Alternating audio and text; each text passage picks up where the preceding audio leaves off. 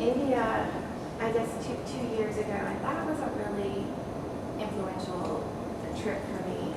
This is a temple at Madurai, and I was really influenced by these figures here that I think there's like 300 gods, and Rama is sort of the main god, and is sort of everywhere. And I liked this idea of the way that was depicted, so that it was sort of this figure that was sort of exploded out in space.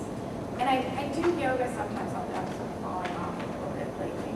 And the type of yoga that I do is a vinyasa yoga, where you repeat gestures really fast. And so I wanted to sort of start to think about this idea of motion, you being able to take it in as sort of one solid thing.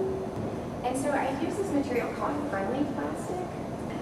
So all of a sudden I can work the same way you would in like Photoshop doing a collage in reality with this stuff. And so that's how all my figures are made. And with this one I made it from sort of the top down, and I would start from the torso and work out from there. But it's a ton of casts, and I think, and it kind of works the way like animation works. So like I would cast this one, and then there'd be a torque, and then going down. So I cast here, and then I cast this one, and then sort of fill in. So it's like kind of like that concept of making keyframes in a way. I don't know if you guys have done a lot of body casting, but it's so unlike yoga. Like you have to hold this thing for a really long time, and it is impossible. So you have to build these weird things to hold yourself in a position that that you're going to be in. So that's me.